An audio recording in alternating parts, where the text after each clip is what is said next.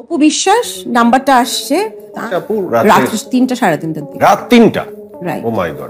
মেয়েরা মেয়েদের সাথে অনেক কিছু শেয়ার করে লাইফে, বাট এরকম করে যে ও এটা রেকর্ড করবে আমি এটা কখনো ভাবিনি। কখনো শাকিব খান আবার কখনো বুবলির সঙ্গে দ্বন্দ্ব নিয়ে সারা বছর আলোচনায় আছেন চিত্রনায়িকা অপু বিশ্বাস।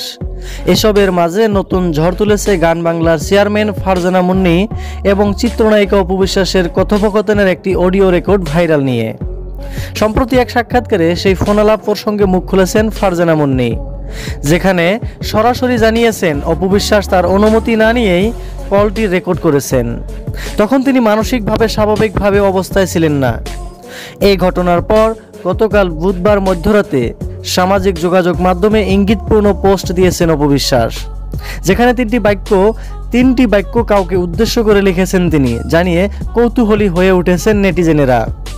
নিজের ফেসবুক পেজে একটি স্ট্যাটাসে অপু বিশ্বাস প্রথম পয়েন্টে লেখেন, মানুষ হয়ে খুব বিপদে আছি, চারপাশে সব ফেরেশতা।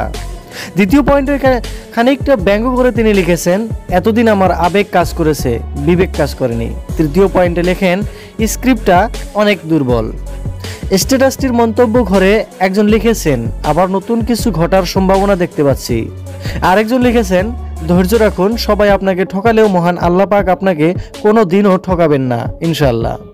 2006 সালে আমজাদ হোসেন পরিচালিত কাল সকালে চলচ্চিত্রে অভিনয়ের মাধ্যমে চলচ্চিত্রে পা রাখেন অপু বিশ্বাস। 72টিরও বেশি চলচ্চিত্রে শাকিব খানের বিপরীতে অভিনয় করেছেন তিনি।